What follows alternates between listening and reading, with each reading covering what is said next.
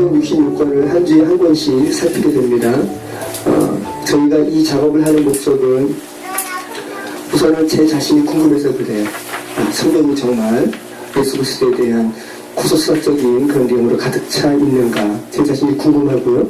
우리는 창세기 1장부터 50장까지를 살펴보면서 구속사적으로 읽을 수 있음과 마땅히 그렇게 읽어야 함을 우리는 알게 되었어요. 그리고 지난주에 우리가 누가복음 24장 27절 말씀에 근거해서 저희가 또 그 탄핵에 대해서 살펴보면서 예수님께서 그렇게 읽으셨다는 거 살펴본 바 있습니다.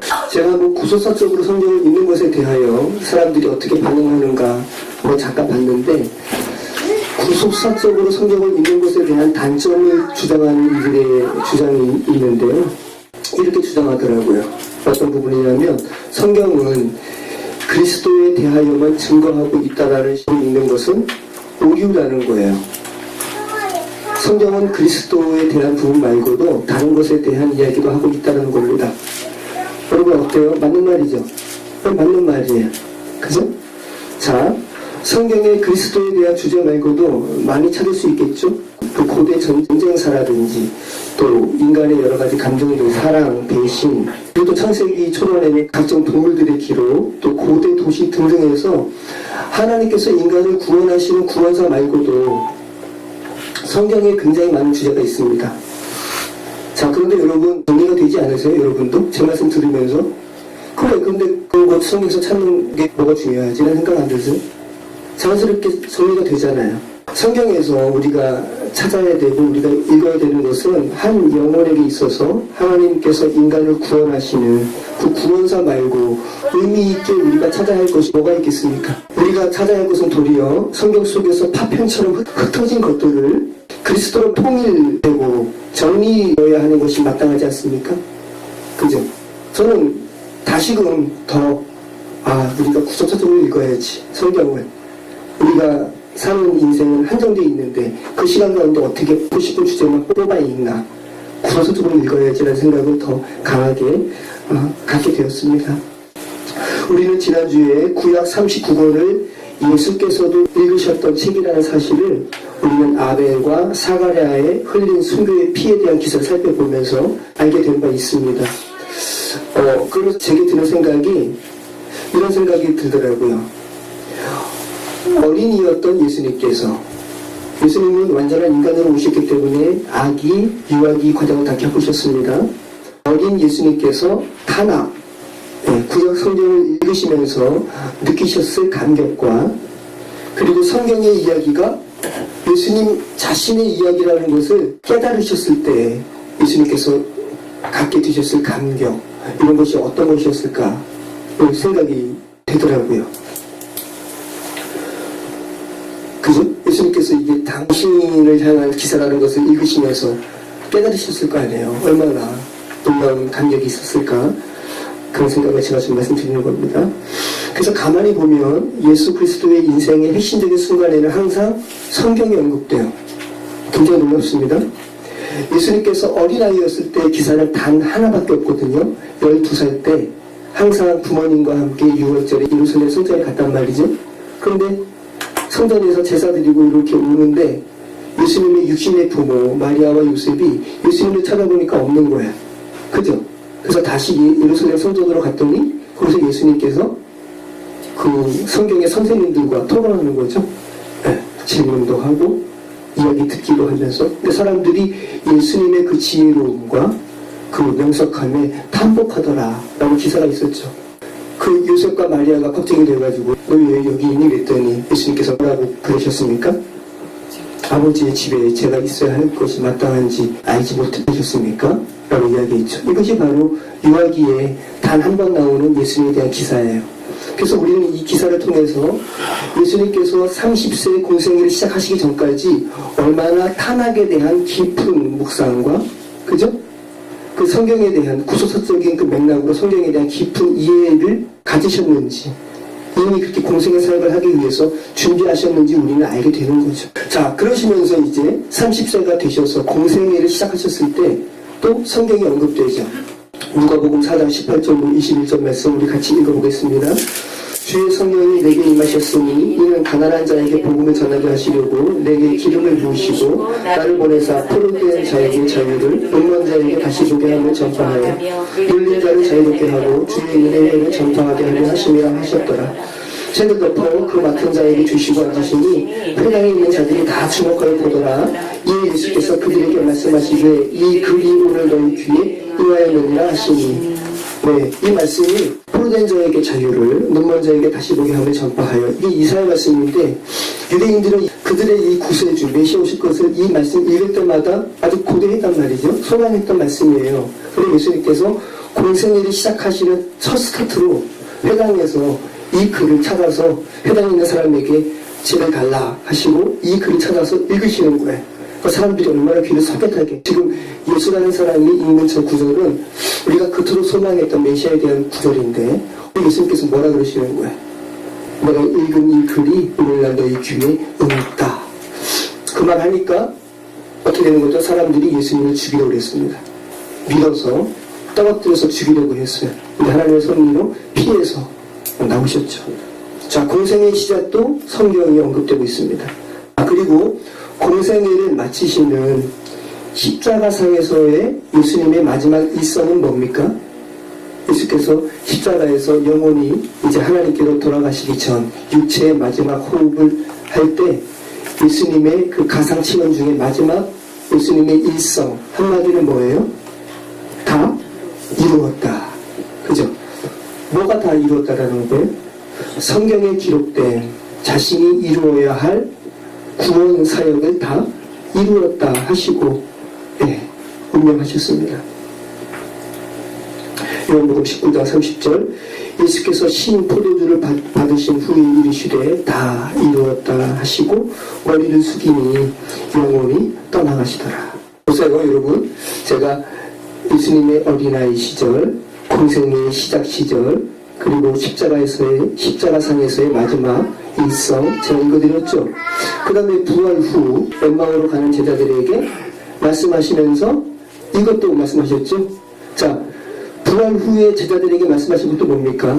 성경이 말하는 바가 나라는 것도 해가 좀 알아야 되겠지 라고 말씀하시면서 이에 모세와 모든 선지자의 글로서 시작하여 모든 성경에 쓴 바 자기에게 관한 것을 자세히 설명하시니라. 결국은 예수님의 온통 생전에서의 사역과 십자가상에서의 사역과 또 부활 후 승천하기 전까지의 사역이 온통 성경을 통해서 그 안에서 구속사적으로 읽는 것에 대하여 우리에게 가르치셨다는 거 굉장히 중요한 부분이죠 여러분. 그러니까 우리가 예수님께서 이렇게까지 강조하시는데 우리가 이 관점이 아니라 어떤 관점으로 성경을 읽어야 하겠어요. 그러니까 신앙생활을 30년 해도 성경이 말하는 바가 뭔지 모르는 거예요. 자, 그리고 이제 토라뿐만 아니라 탄학의 학자였던 구약 39권의 학자였던 바울이 예수 그리스도를 인격적으로 만난 후에 로마 교회에 쓴 서신서의 마지막에 이렇게 고백을 하죠. 나의 복음과 예수 그리스도를 전파함은 영세 전부터 감추어졌다가 이제는 나타내신 바 되었으며 영원하신 하나님의 명을 따라 선지자들의 글로 말미암아 선지자들의 글 뭐죠? 르비임이죠? 네, 탄학의 마지막 선문서입니다. 르비임의 글로 말미암아 모든 민족이 믿어 순종하게 하시려고 알게 하신 바 이 복음으로 너희를 능히 경고하게 하실 지혜로우신 하나님께 예수 그리스도로 말미암아 영광이 세계 셋에 부흥하도록 있을지어다. 아멘. 자, 이제 그런 관점으로 예수님께서 이토록 강조하셨던 그 관점으로 성경을 살펴보도록 하겠습니다. 오늘은 창세기입니다. 창세기는 토라의 시작입니다. 네, 창출 맹신의 시작이고요. 그래서 베레시트라고 발음하는 그 책입니다. 토라의 의미가 있는데요. 길을 제시한다는 의미가 있는 거예요. 너희가 가야 할 길을 제시하는 책, 토라입니다. 자, 오늘부터 그럼 토라를 몇 주간에 걸쳐서 살펴보게 될까요? 5주가 되겠죠? 창출 맹신이니까.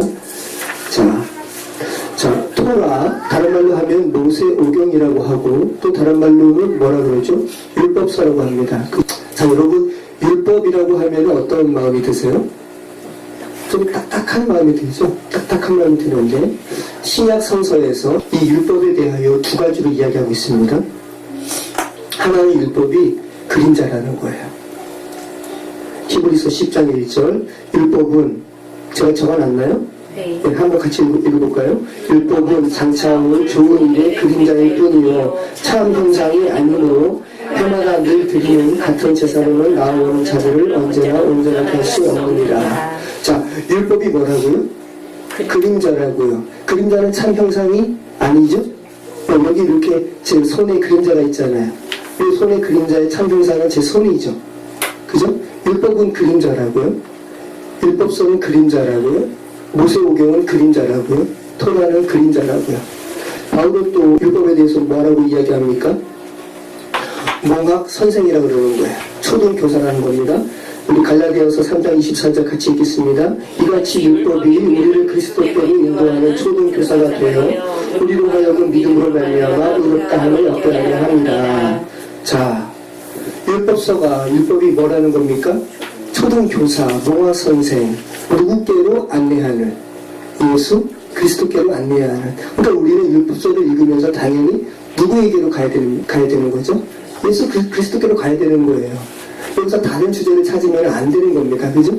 자, 그리고 아까 율법을 그림자라고 했을 때, 그럼 이 율법의 참 형상은 뭐라는 겁니까? 같은 맥락으로.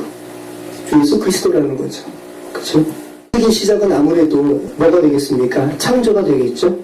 같이 읽겠습니다. 태초에 하나님이 천지를 창조하시니라. 땅이 혼돈하고 공허하며 흑암이 깊음에 있고 하나님의 영은 수면 위에 운행하시니라.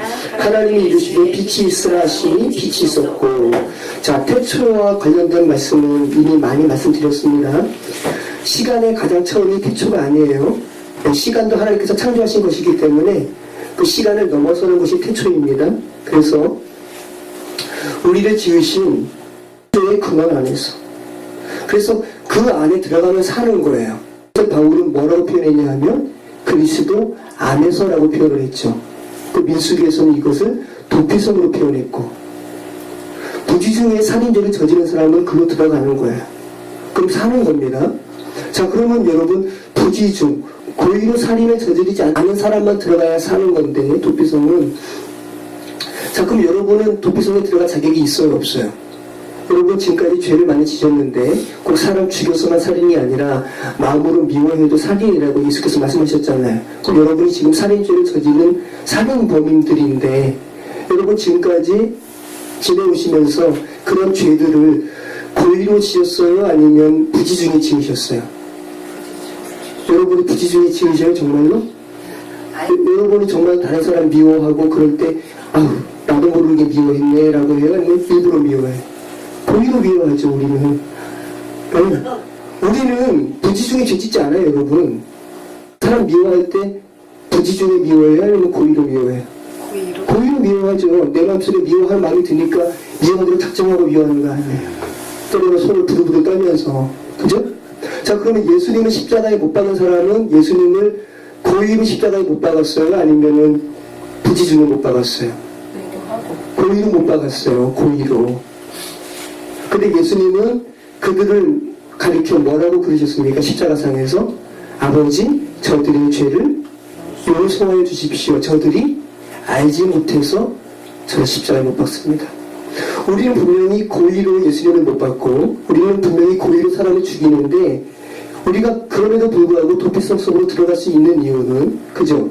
태초 속으로 들어갈 수 있는 이유는 예수님께서 우리의 죄를 고의로 저지른 죄가 아니라 부지중에 저지른 죄로 봐주신다는 거예요. 그래서 우리는 그리스도 안으로, 도피성 안으로 들어갈 수 있다는 말씀입니다.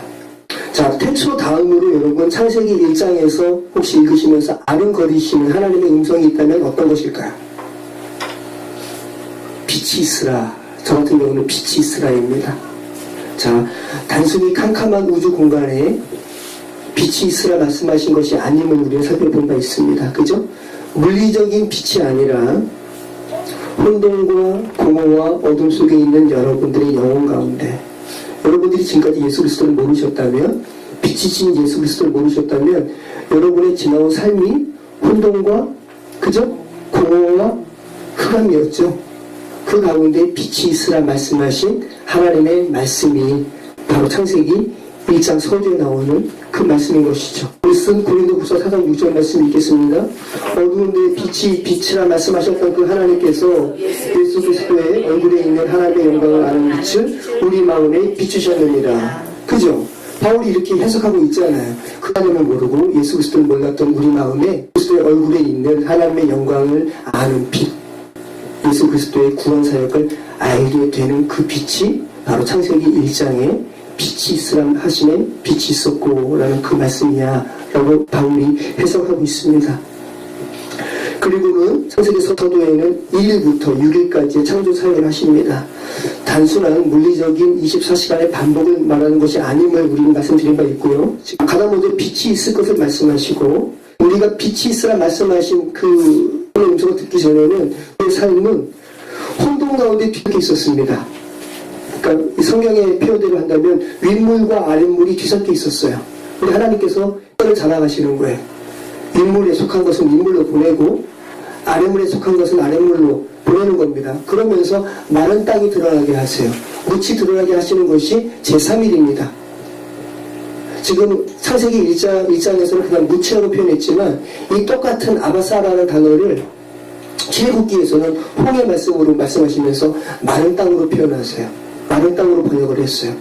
물속에 잠겨 있었던 땅인데 수천 년, 수만 년 혹은 그런 물리적인 시간 말고 우리 가운데 그렇게 윗물과 아랫물로 뒤섞여 있어서 우리를 혼란케 했던 그 물속에 잠겨있던 땅인데 주께서 그것을 분리시키시고 질서를 회복하신 후에 그 땅을 굳이 표현하는데 그냥 정전 땅이었다라고 표현을 해도 우리는 하나님의 역사를 우리는 수긍할 수 있잖아요. 근데 성경은 하나님의 역사하심을 완전하심을 드러내기 위해서 많은 땅 표현하고 있다는 말씀이에요. 자, 빛이 있으라 하시면 빛이 있었고 이 빛을 허락하신 사역 이후에 우리의 삶 가운데 많은 땅을 드러나게 하는 사역까지 일제에 일어났다는 겁니다. 그러니까 우리 가운데 있었던 혼란과 여러 가지 뒤섞여 있었던 것들이 정리되는 것은 그렇게 간단한 사역이 아니라는 거예요. 이해되시죠? 여러분이 그리스도께로 돌아오신 다음에 단번에 여러분의 삶이 하나님 앞에 정리되는 것은 아니죠. 여러분의 삶에 이렇게 밀착되었던 세상의 가치관들이 계속 혼란케 하죠. 그리고 4일째는 광명을 창조하세요. 반사체죠. 그리스도를 알아보는 징조와 관련된 것임을 우리는 말씀드렸습니다. 그리고 5일째는 새와 바다의 고기의 생육과 번성을 말씀하십니다. 그건 굉장히 좀 복잡해서 지금 설명하기는 너무 시간이 많이 걸립니다. 그리고 제6일째 비로소 사람을 창조하시는 거예요. 제6일째 양재동 성도를 창조하시고, 그죠? 제6일째 김초롱 집사를 창조하시는 거예요. 그리고 제7일째 뭐 하십니까? 안식하시죠. 자, 그럼 여러분 이것이 굉장히 중요한데 사람을 창조하시자마자 그 다음날을 안식하신 거죠. 그럼 하나님의 창조의 사역의 목적은 뭐라는 거죠? 사람 창조에 대한 목적이라는 거죠. 그래서 창조의 사역이 구원의 사역이라는 거예요. 그럼 여러분 지금 여러분에게 있어서 하나님은 안식하세요? 집사님께 하나님께서 지금 안식하실까요? 아니면 일하고 계실까요? 편하게 말씀드린다면 하나님께서 지금 저한테는 안식하지 못하세요. 저는 아직도 하나님께서 일하실 것이 너무 많아요. 완악함, 폐역함, 거침, 그죠? 그러면 이 하나님의 구원 사역은 어떤 한 영혼에게 있어서 굉장히 개인적이라는 거죠. 또 우리가 문구 들어가지고 안식이라고 모든 사람들에게 다 이렇게 생각을 할 수 있는 것이 아니라 지극히 개인적이라는 거예요. 여러분이 지금 40년 동안 하나님을 믿으셨어도 여전히 그리스도의 그 진리의 빛 가운데 오지 못하셨다면 하나님은 여전히 지금 여러분에게 그 한 영혼에게는 일하시고 계시죠. 그러면 제7일에 안식하시는 거예요. 하나님께서 각 7일째 안식이라는 그 날에도 주께서 복을 주셨죠. 그리고 하나를 더 하셨어요. 7일째 안식의 날을 하나님께서 어떻게 하셨습니까? 거룩하게 하셨죠. 카다시라는 말인데 성경에 처음 나와요. 하나님께서 사람을 창조하시고 거룩하게 하셨다라는 말이 없습니다. 근데 제7일째 시간에 안식하시고 그리고 그 날에 거룩하게 하셨어요. 이것이 굉장히 중요한 의미입니다, 여러분. 거룩이라는 것은 굉장히 특별한 단어죠. 저는 만약에 거룩이라는 특별함을 제가 어떤 것에 부여한다면 저는 눈에 보이지 않는 시간에 거룩이라는 것을 부여하지 않을 것 같아요. 저는 만드는 사람이니까 제가 만든 이러한 성물에 뭔가 거룩함을 부여하려고 하겠죠. 이것이 바로 죄된 인간의 속성이에요. 죄된 인간은 거룩이라는 뭔가 특별함을 눈에 보이는 것에 부여하고 싶어 하죠. 근데 하나님은 전혀 다르세요. 죄된 인간과 하나님은 정말 다르신 거예요. 하나님은 인간 편에서는 눈에 보이지도 않는 시간 속에 거룩함을 부여하세요. 얼마나 놀라운 말씀입니까? 그래서 아브라함 헤셀이라는 유대인 학자는 하나님께서는 여러분 각자의 삶의 숙제를 여러분에게 주셨다는 거예요. 그래서 여러분께서 하나님께 이제 가기 전에 방학 숙제 하듯이 이 검사 받으셔야 됩니다. 뭐라고 이야기를 하냐 하면 하나님께서 여러분에게 숙제를 주셨는데 여러분의 각각의 삶의 시간을 영으로 채울 것을 숙제를 내주셨다는 겁니다. 자, 죄된 인간은 시간 속에 무엇을 채운다라는 인식을 잘 못해요. 죄된 인간은 공간에 뭘 채우려고 그러죠. 저도 지금 7년, 8년 정도 되면서 이 공간이 제가 만든 도자기로 채워지니까 좋아요. 저 지금 횡했거든요. 그러니까 저도 이 교회라는 사역을 하면서도 가장 먼저 이 공간을 하나님께서 허락하신 이 교회라는 사역의 시간을 하나님의 것으로 채울 것이라는 생각을 전혀 하지 못했어요. 저는 오히려 이 공간에 뭔가 채워야지라는 생각을 했단 말이죠. 여러분도 마찬가지 아닙니까? 공간에 무엇을 채운다는 것은 결국은 힘이거든요. 내가 사는 공간에 조금 더 좋은 집을 조금 가졌으면 좋겠다. 있어서 좀 명예로움을 좀 채웠으면 좋겠다는 생각을 하지, 눈에 보이지 않는 시간 속에 뭔가 거룩함을 채우려는 생각을 여러분은 안 하신다는 말씀이에요. 근데 하나님께서는 전혀 반대로 여러분의 시간 속에 영원한 것을 채우라라고 말씀을 하신다는 겁니다. 더 이상 이야기하면 길어질 것 같아서 오늘 그만하도록 하겠습니다. 그리고 3장에 사단, 뱀이 등장하는 타락의 기사가 나옵니다. 너 이거 먹어. 그러면 내 눈이 밝아질 거야. 그리고 너가 하나님과 같이 되어서 선악을 판단할 줄을 하나님께서 아셔라고 미혹하죠. 정말 미혹입니다. 그리고 여자가 그 사단의 미혹에 넘어가서 그것을 먹었습니다. 그리고 아담에게 줍니다. 결과는요, 정말로 죽었습니다. 아닌데요? 살았던데요? 아니요, 죽었어요. 죽었기 때문에 그를 지으신 아버지 하나님을 두려워하게 되는 거예요. 그리고 그 전에는 벗은 것이 부끄럽다는 인식도 하지 않았는데 벗은 것이 부끄럽다라는 선악의 판단을 스스로 하게 되었습니다. 이 하나님과 같이 된 것이 아니라 죽게 된 거죠.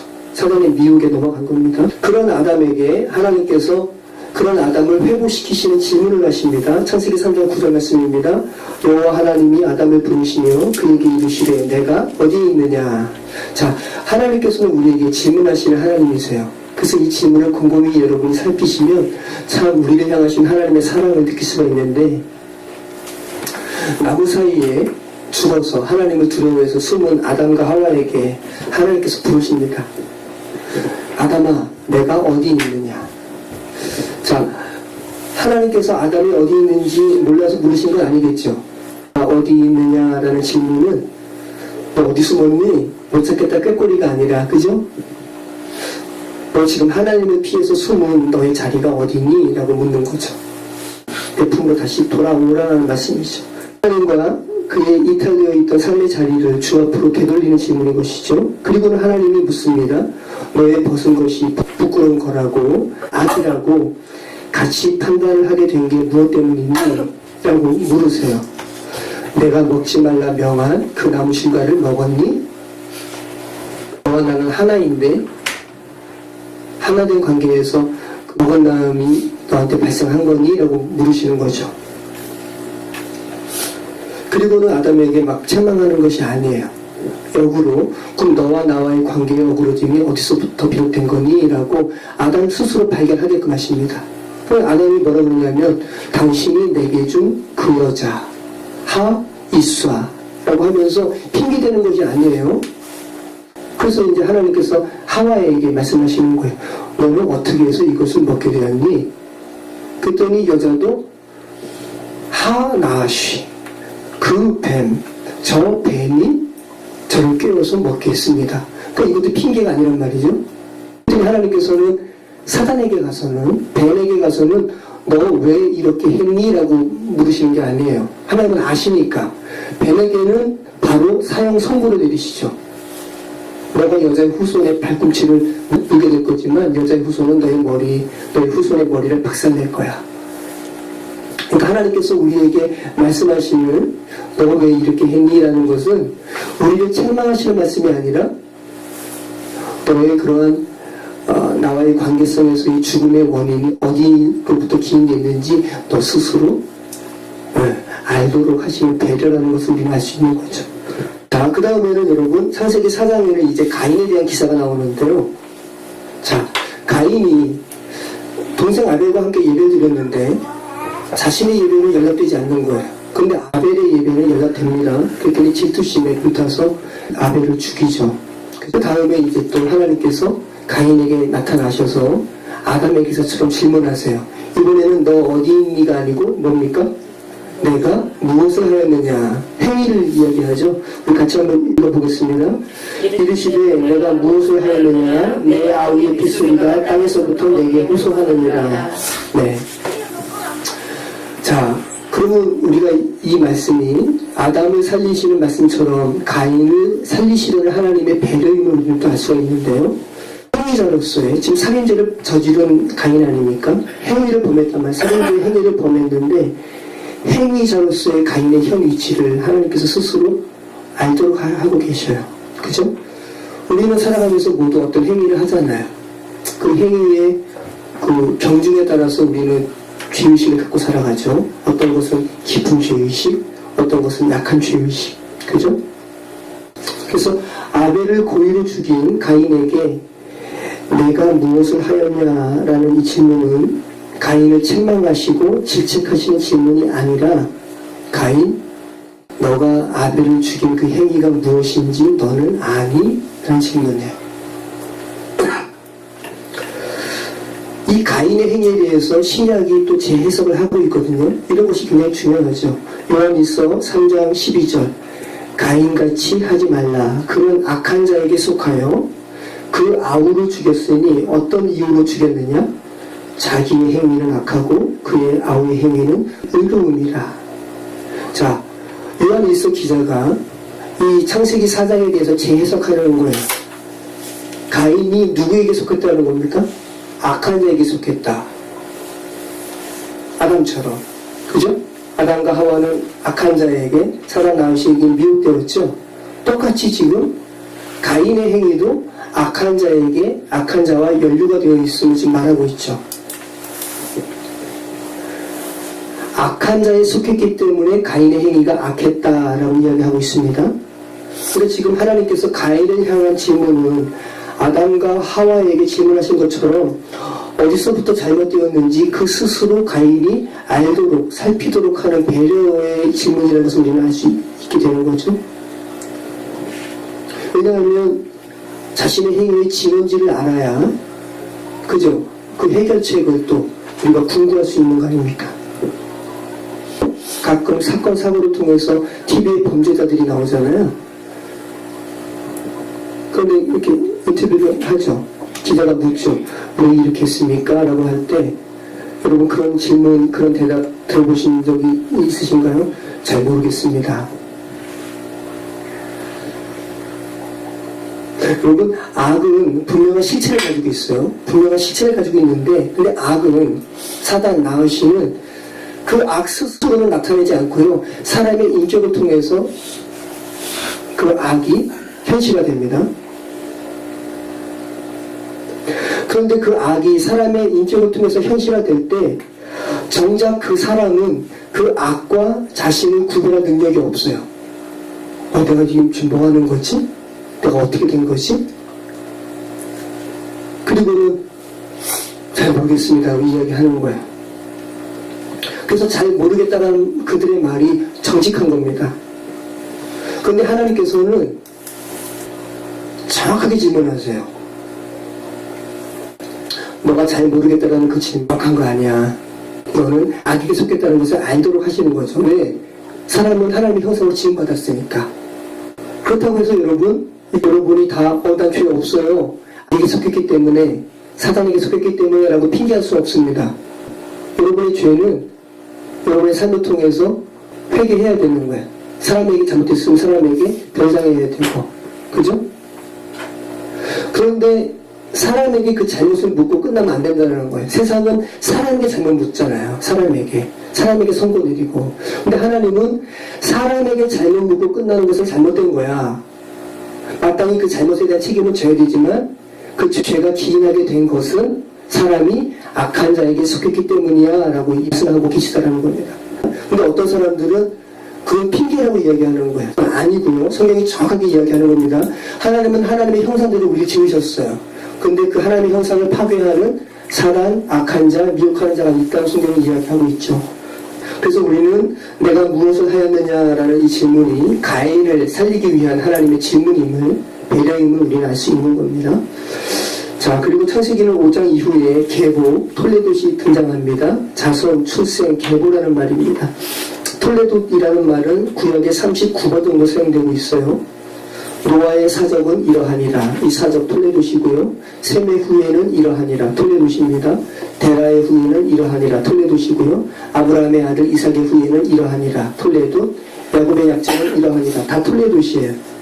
자, 그런데 우리가 이러한 하나님의 톨레돗, 이 계보와 관련해서 우리가 가져야 할 바른 이해는, 그러면 우리가 모두 그 창세기 5장 이후에 나오는 셋의 계보, 셋의 톨레돗에 속한 사람, 하나님을 믿지 않는 사람들은 다 가인의 계보에 속한 사람이라고 나누시면 안 된다라는 것을 우리가 지난주 서두에 제가 말씀드렸죠. 창세기 4장에 나오는 죄로 인해서 죽은 가인과 라멕과 같은 사람들이 바로 우리의 모습이에요. 네. 저와 여러분은 아벨과 셋을 닮은 것이 아니라 가인과 라멕을 닮은 사람들이죠. 여러분 정직하게 자신을 보신다면 여러분은 악해요. 그죠? 죄로 말미암아.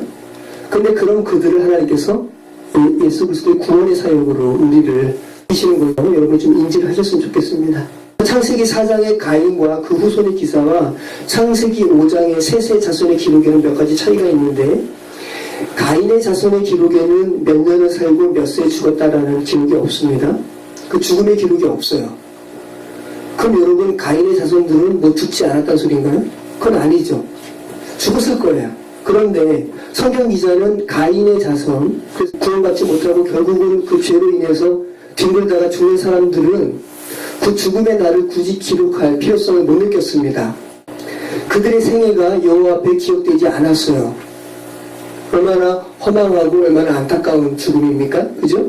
창세기 4장의 가인과 라멕, 그 가인의 후손의 기록에는 그 죽음의 날짜가 기록되어 있지 않은데, 그들의 삶 가운데, 허망한 삶 가운데 이루었던 인류의 문명, 이런 인간이 성취할 수 있는 가식으로 보이는 것들에 대해서 짤막하게 기록으로 남겼어요.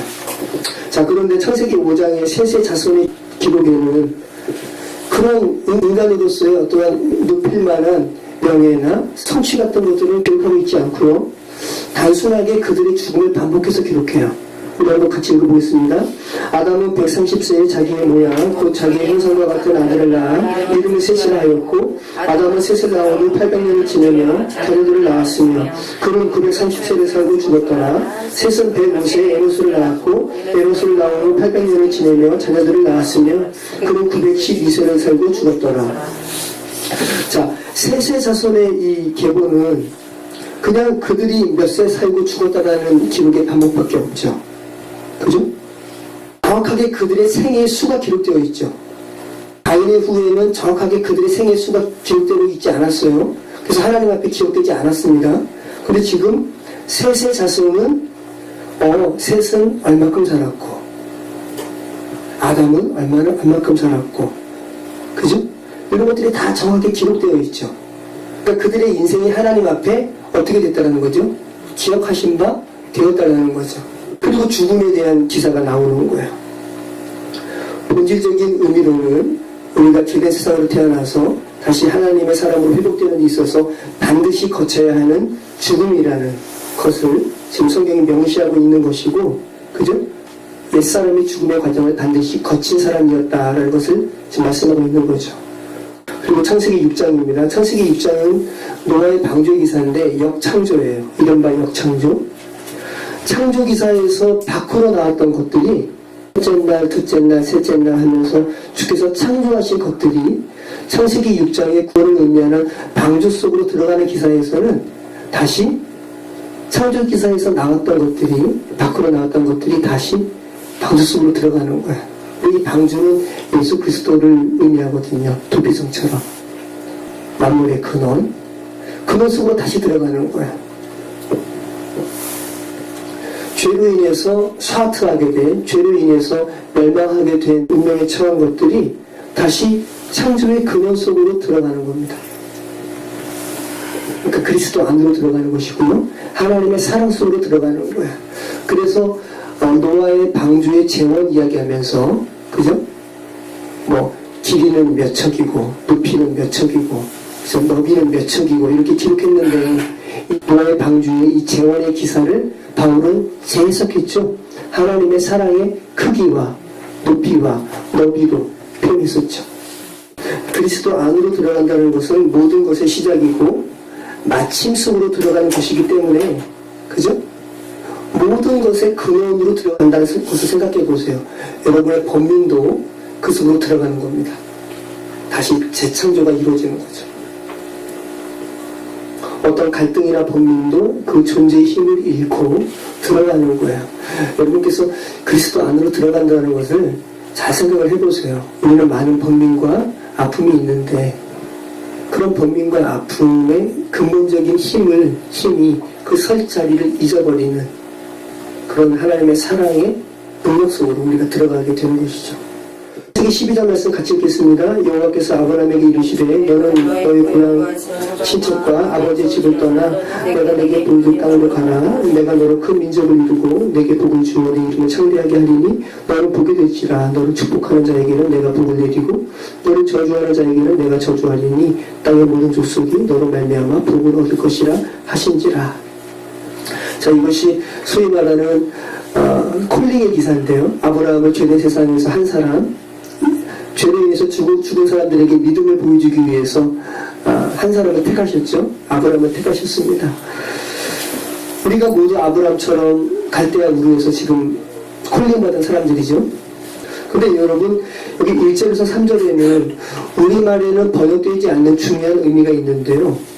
특별히 창세기 12장 1절 안에 숨겨져 있는 의미인데, 아브라함, 내가 너를 갈대아 우르에서 부르는 것은, 내가 불러서 본토 친척 아비 집을 떠나서 내가 지시할 땅으로 가라라고 너를 부르시는 것은 바로 너를 위함이야 라는 의미가 숨어 있어요. 너를 위함이라는 거예요. 하나님께서 죄된 세상에서 여러분을 교회로 부르시는 것은 다른 어떤 것이 아니라요, 여러분 자신을 위함이라는 그런 하나님의 마음이 숨겨져 있다는 겁니다.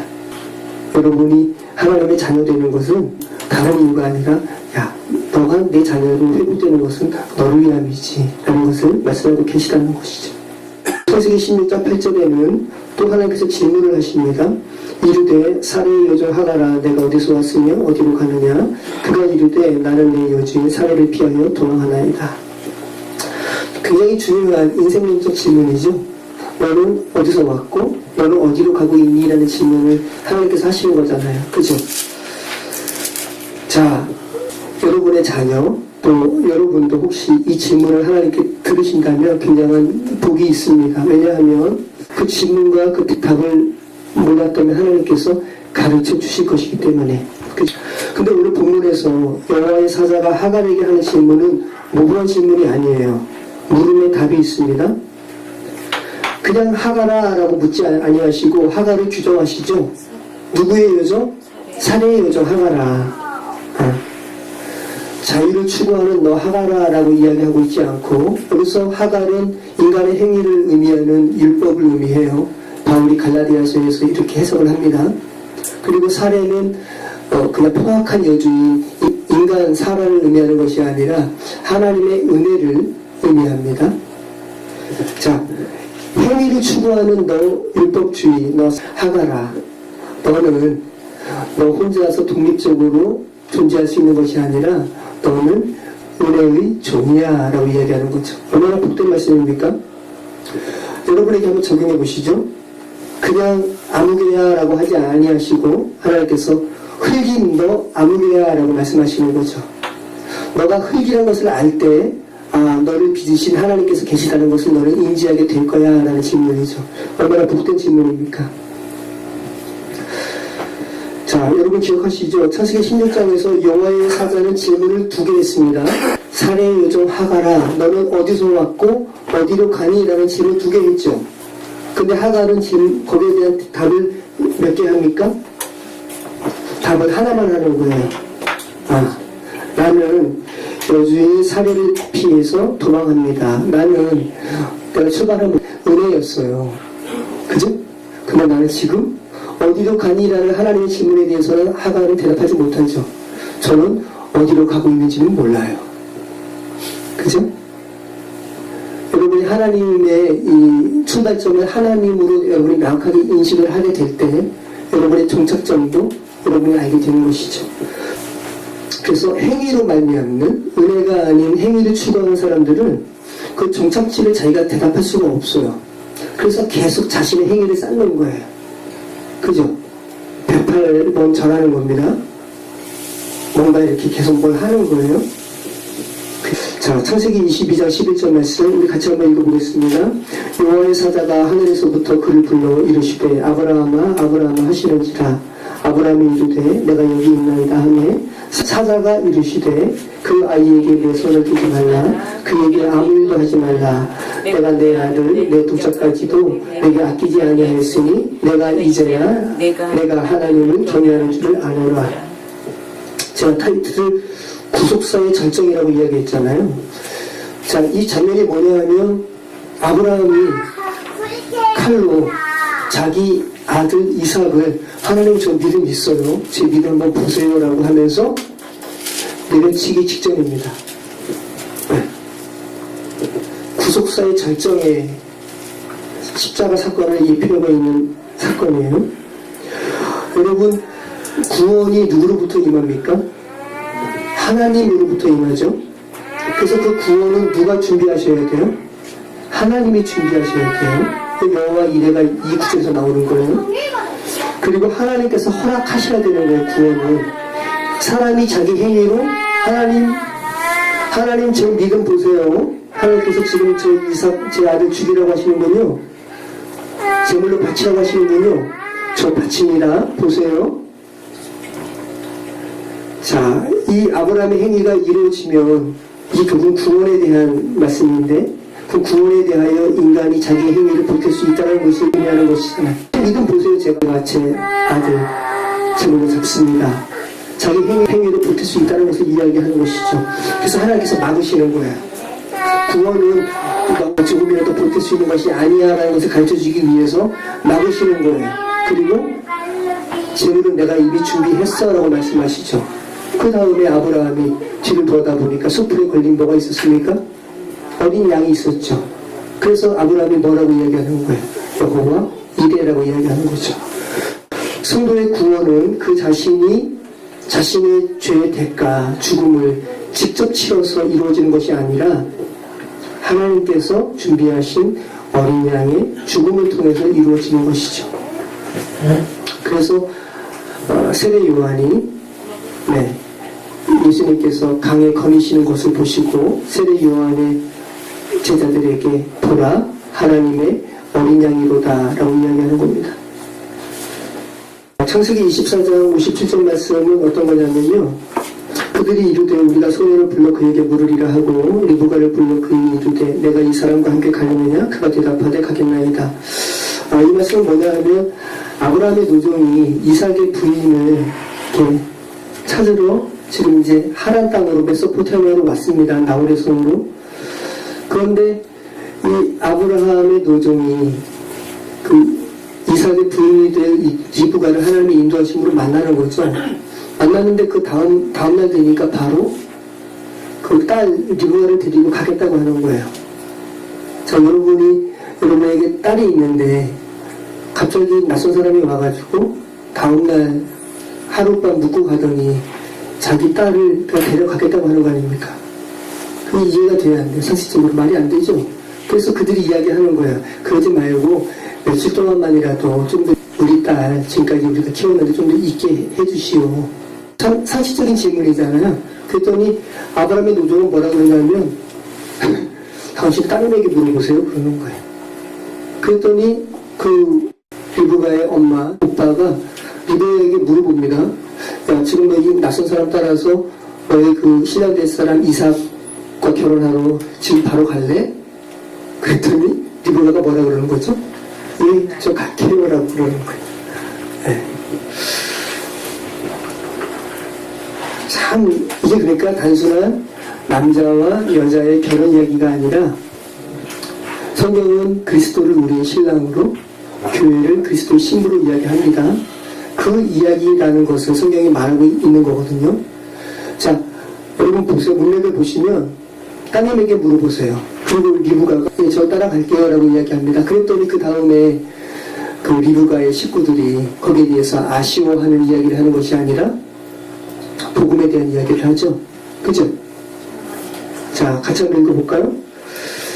60절 말씀입니다. 리브가에게 축복하여 이르되 우리 누이여 너는 천만인의 어머니가 될지어다. 내 씨로 그 원수의 성문을 얻게 될지어다. 그죠?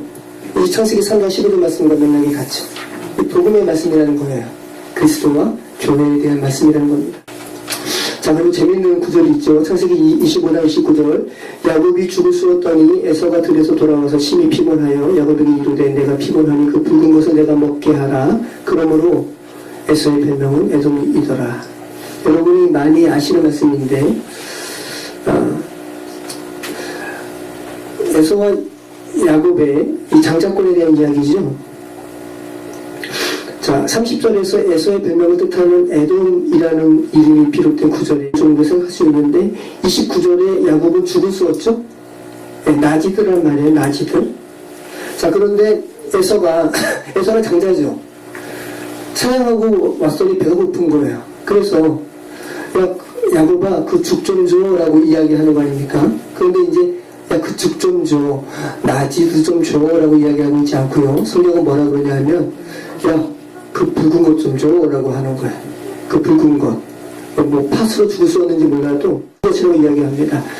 야곱 그 아돔 내게 줘라고 이야기하는 겁니다. 야곱이 뭐라 그러죠? 형 그러면 그 장자권 내게 팔아 그럼 줄게 라고 이야기하는 거죠. 근데 에서는 그 장자권에 대한 그 야곱의 요구가 장난인 줄 알았나 봐요. 그러니까 되게 가볍게 얘기했습니다. 그래서 그냥 그럼 뭐 별거라고 팔게 라고 이야기하면서 그 붉은 것 아돔을 받아 먹는 거예요. 그 장자권 판 겁니다. 그러니까 에서는 장난으로 팔았을지 몰라도 실제로 판 거예요. 그래서 그 아돔 때문에 장자권이 야곱에게 넘어가고요.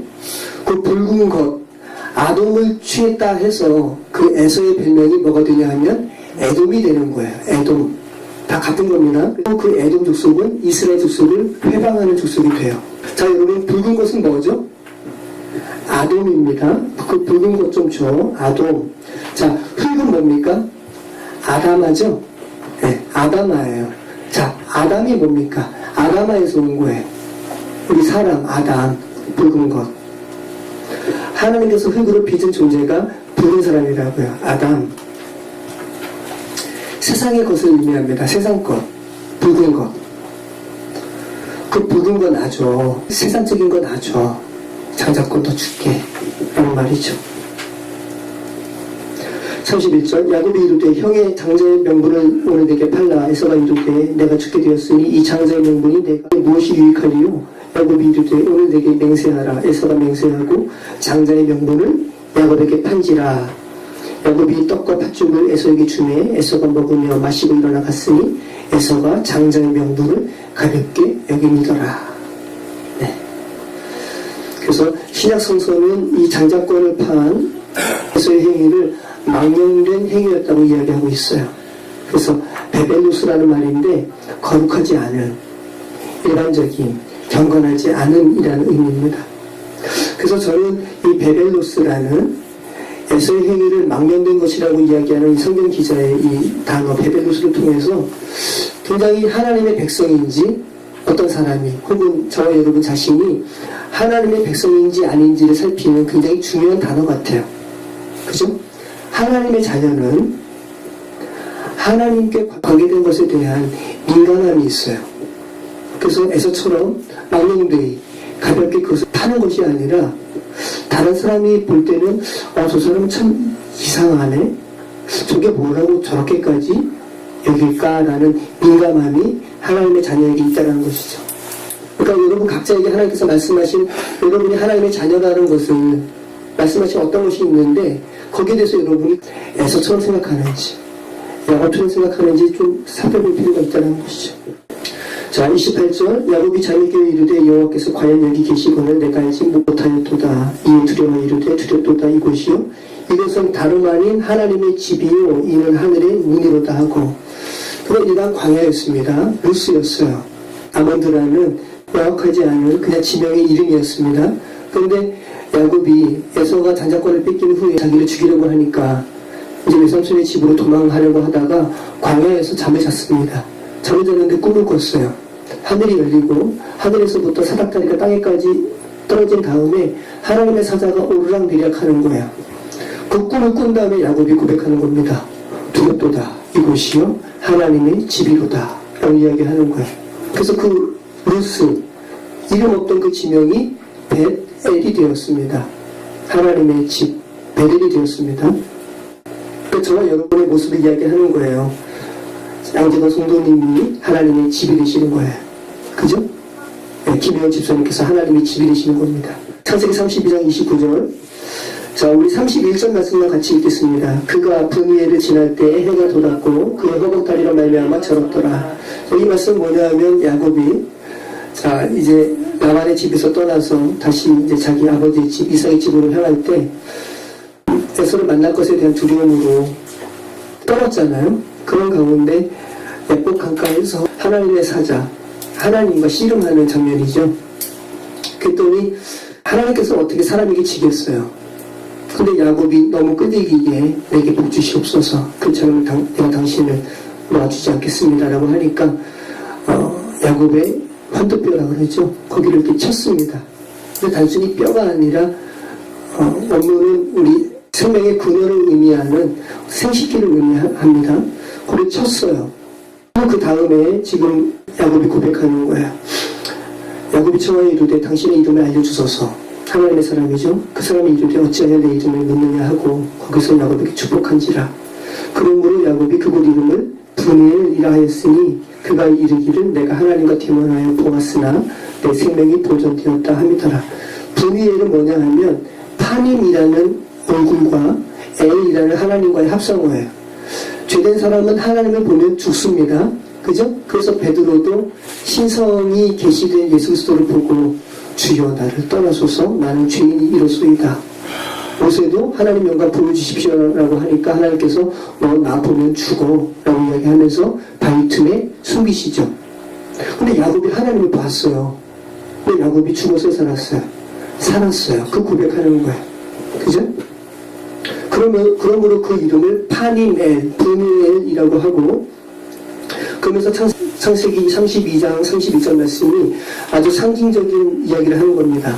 그가 분이엘을 지날 때에 해가 돋았고 그의 허벅다리로 말미암아 절었더라. 자, 하나님의 천사가 야곱의 환도뼈를 치니까 야곱의 생명을 치니까 야곱이 죽었다는 소리거든요. 그래서 야곱의 생명은 야곱의 죄가 되어서 죽으신 예수 그리스도와 함께 죽고요. 그죠? 예수 그리스도와 함께 살아난 겁니다.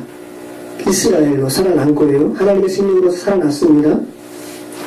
죄가 이미 해결되었기 때문에 하나님을 봐도 삽니까? 죽습니까? 살죠. 그래서 그 고백하는 거예요. 아, 내가 하나님을 배웠는데 살았도다라고 고백하는 거죠. 그리고 우리가 하나님의 얼굴을 보았는데도 사는 그 시간은 해가 도는 시간이죠. 어둠이 더 이상 없는 시간이에요. 죄로 말미암은 어둠이 필요 없는 시간이죠. 해가 비치는 시간이죠. 그리고 상징적으로 그렇게 예수 그리스도와 함께 죽고 예수 그리스도와 함께 살아서 하나님을 봐도 죽지 않은 사람들을 함축적으로 성경이 말하는데 다리를 절었다라고 이야기하죠.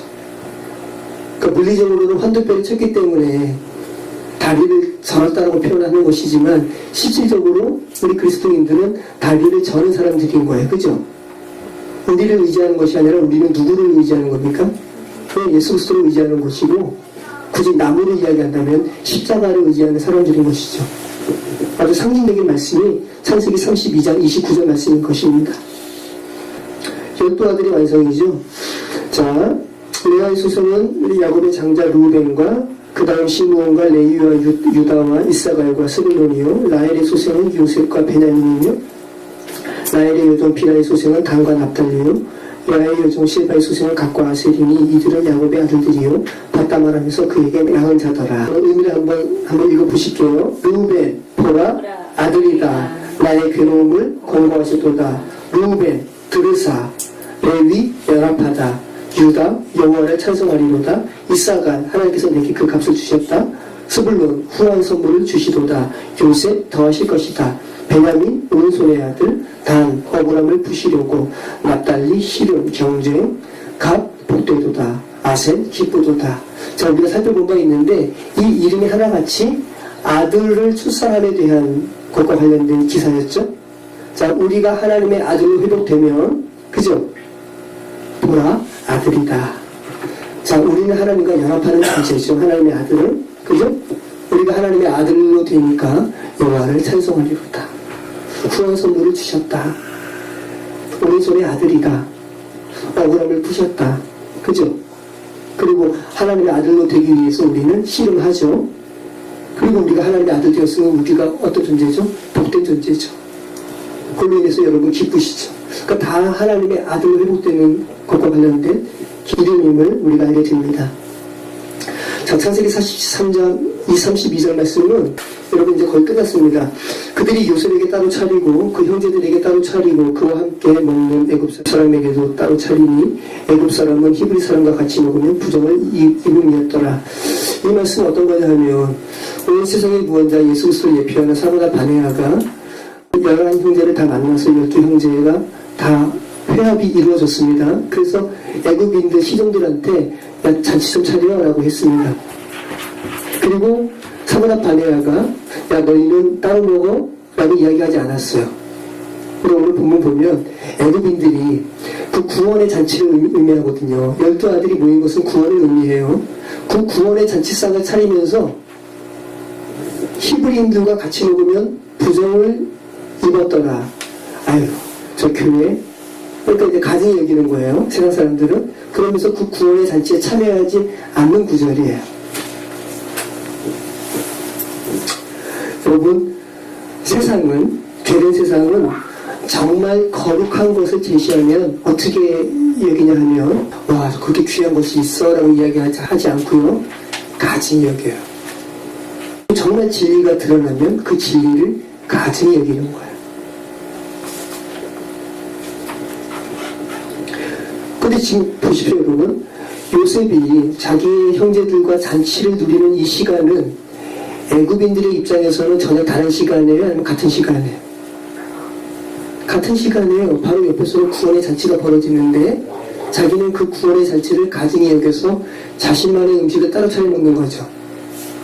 그러니까 우리가 어떤 이에게는 구원이 그 시간대에 벌어지지만 어떤 이에게는 그 동일한 시간 가운데 구원의 잔치에서 멀어지는 사람들이 있죠. 그 동시성에 대해서 여러분도 생각하실 필요가 있는 거예요. 출애굽이 임박한 시기에 고센 땅에는 하나님의 빛이 있었는데 동일한 시각에 애굽 땅은 흑암으로 가득했다고요. 담메색을 향했던 바울과 그 일행에게 바울에게는 예수 그리스도의 계시하는 빛이 비춰졌는데 다른 사람들은 그 빛을 못 봐요. 그 소리만 듣는 거예요. 지금 여러분에게 이 시간도 마찬가지. 어떤 이에게는 하나님의 살리시는 음성이 들리지만 또 어떤 이에게는 뭐지? 라고 할 수가 있는 거죠. 자, 창세기 47장 20절. 그러므로 요셉이 애굽의 모든 토지를 다 사서 바로에게 바치니 애굽의 모든 사람들이 기근에 시달려 각기 토지를 팔았습니다. 땅이 밤에 소유가 되니라. 요셉이 애굽 땅 이 끝에서 저 끝까지의 백성을 성읍들이 옮겼으나 제사장들의 토지는 사지 아니하였으니 제사장들은 바로에게서 녹을 받으니라. 바로가 주는 녹을 먹음으로 그들이 토지를 팔지 아니하였음이었더라. 자, 이 말씀은 어떤 거냐 하면 애굽인들은 세상 사람들을 말합니다. 근데 애굽인들이 자신과 결탁되었던 토지, 아다마예요. 아까 그 에서 말씀을 기억하세요. 에서, 아돔, 아다마. 자신과 결탁되었던 토지를 온 세상의 구원자 예수 그리스도를 예표하는 사모나 바네아에게 파는 겁니다. 그랬더니 자신과 결탁되었던 토지를 팔았기 때문에 예수 그리스도를 의미하는 사바나 바네아가 그들을 자기 마음대로 옮기는 거예요. 생명의 양식을 먹을 수 있는 곳으로 요셉 스스로 막 옮기는 겁니다. 그런데 오늘 본문 보면 어떤 한 부류가 있는데 바로의 제사장이라는 거예요. 바로의 제사장들은 자기의 토지를 팔지 않았어요. 그렇기 때문에 사바나 바네아에게 그 음식을, 생명의 양식을 구할 이유도 없죠. 바로에게 누굴 먹으니까. 성경이 말하는 바는 제가 지금 제목을 이렇게 달았잖아요.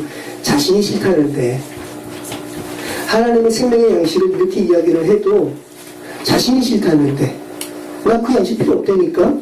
나는 세상 왕이 주는 욕을 먹고 있다니까. 나 당신한테 우리 아담아 안 팔 거야. 나는 이 세상이 내게 주는 거 내가 만족하고 거기에 매여 살 거야. 자신이 싫다는데. 여러분, 하나님은 사랑의 하나님이시지만 하나님의 그 사랑의 그 초청에 대해서 여러분 스스로 내가 싫다는데 여기에 대해서 하나님은 억지로 하지 않으셔요. 이 굉장히 중요한 말씀 같아요. 그죠? 성경이 말하는 바가 있죠? 제사장들과는 달리 오늘 본문 18절과 19절에서는 이전의 애굽 사람들은 자기 스스로 와서 내 토지 요셉이요 사소서라고 하면서 자신의 아담아를 요셉에게 팔았음을 여러분 기억하시기 바라요. 세상은 계속 이렇게 여전히 죄로 인해서 죽은 자와 그죠? 그리고 그 가운데서 하나님의 은혜로 살리심을 받는 자가 공존하고 있음을 말씀하고 있죠. 근데 이것이 영원한 것이 아니라 결국은 영원한 생명과 멸망으로 나뉘게 될 것임을 성경은 말씀하고 있습니다. 여러분은 어디에 속하고 싶으십니까? 창세기 49장 1절 야곱이 그 아들들을 불러 이르되 너희는 모이라 너희가 후일에 당할 일을 내가 너희에게 이르리라. 너희는 모여 들으라 야곱의 아들들아 너희 아버지 이스라엘에게 들을지어다. 이 말씀은 이스라엘이 야곱이 죽기 전에 교회를 의미하는 12 아들들에게 유언하기에 앞서서 모이라라고 이야기하는 겁니다. 후일에 관한 이야기 내가 들려줄게. 이게 성경에서는 정말 말이 끝날 등으로 번역되는 베아리트 하야민인데요. 말세를 이야기하는 건데 여러분 성경이 말하는 말세는요 시간적인 정말도 정말이겠지만 하나님을 만나는 때예요. 그래서 구약 성경에서 오늘 성경에 나오는 후일로 번역되는 베아리트 하야민을 성경에서 검색을 해보면 하나같이 끝날 마지막 날 종말의 때 뭐 이런 식으로 번역이 되는데 그 종말적인 것을 묘사한다기보다는 이방인들이 그날에 하나님을 찾는 거야. 이해되시죠? 하나님을 예배하는 날로 회복되는 날인 거예요. 그러니까 베레시테 때와 같은 거란 말씀이죠. 죽어있는 사람들이 하나님의 그릇 속으로 들어와서 하나님을 예배하는 때 그죠? 그때가 바로 처음이고 그때가 바로 나중이죠. 근데 물론 아까 바로의 제사장들처럼 나 안 판다니까? 라고 하는 사람들은 심판의 때인 것이죠. 그래서 예수님께서 성경에서 나는 처음이요 뭐라 그러세요? 나중이라 그러는 거죠. 나는 시작이요 끝이라 말씀하시는 거예요. 그러니까 우리가 그리스도 안으로 들어가게 되면 처음과 나중은 결국은 하나인 것이죠. 그러니까 다른 말로 하면 우리가 하나님 안으로 들어가고 우리가 하나님의 아들로 회복되는 그때는 베레시트 때이고요. 베아리트 하야님의 때이고 그리고 하나님께서 우리 안에 거처 삼으시는 때이고 우리가 하나님의 집으로 지어진 때이고 그죠? 어둠 속에 빛이 비춰진 때이고 다 같은 말씀인 것이죠. 창세기 49장 33절 우리 같이 한번 읽어보겠습니다. 야곱이 아들에게 명하기를 마치고 그 발을 침상에 모으고 숨을 거두니 그의 백성에게로 돌아갔더라. 자, 아벨 미즈라임과 뒤에 더 말씀은 나누지 않고요. 최근에 나눈 말씀이니까 여러분 다 아신다고 믿고 49장 33절 말씀만 나누고 오늘 말씀 마치도록 하겠습니다. 자, 파란만장했던 삶을 살았던 야곱이 아들에게 명하기를 마치고 죽는 장면이죠. 근데 여기 침상에 발을 모으고 여러분 기억하도록 보세요. 우리가 죽으면 누군가가 우리 발을 도려내죠. 네, 우리 육신의 마지막입니다. 그리고 숨을 거두니 그의 백성에게로 돌아갔더라. 이 말씀 여러분 기억나시죠? 우리말은 어떤 단어의 중복됨이 없는 것 같은데 성경은 원문은 그 발을 침상에 모으고 인간의 육신의 마지막을 아주 상징적으로 드러내는 침상에 모았다라는 이 표현이 바로 아사프라는 단어라고 그랬죠. 모으다, 소집하다라는 의미라고 했습니다. 그리고 야곱이 그의 백성에게로 돌아갔더라. 이 돌아갔더라도 아사프예요. 그러니까 지금 창세기 기자가 한 인물의 육신적인 죽음이 완전한 끝이 아니라 영원으로 연결되어 있음을 아사프라는 단어로 절묘하게 표현하고 있다는 말씀입니다. 그죠? 야곱이 어느 백성으로 들어갔습니까? 어느 백성이 있는 곳으로? 하나님의 집으로 완성된 이들이 있는 곳으로 들어갔더라. 하나님 편에서는 소집한 곳으로. 너희 이제 와라. 내가 너희 소집한다. 그죠? 하나님의 백성이 있는 곳으로 야곱은 들어가게 되었습니다. 자, 창세기 복습하듯이 했는데요. 출애굽기 때부터는 이렇게까지는 못하고요. 저도 이제 살피는 입장이니까 좀 편안하게 하도록 하겠습니다. 우리 같이 기도하겠습니다. 창세기 말씀이 온통 우리를 살리시는 말씀으로 가득한 말씀임을 저희가 다시 한번 발견합니다. 아버지는 이 말씀 보고 바로의 제사장처럼 나는 그것에 관심 없다니까, 안 받겠다니까, 이렇게 자신의 의지대로 멸망에 치닫는 우리 인생 되지 않도록 하나님 인도해 주시길 바랍니다. 하나님이 사랑 가운데 창조의 그 모습 그리스도 안으로 들어가게 되는 우리 인생 되게 해 주시옵소서. 예수 그리스도 이름으로 기도합니다. 아멘.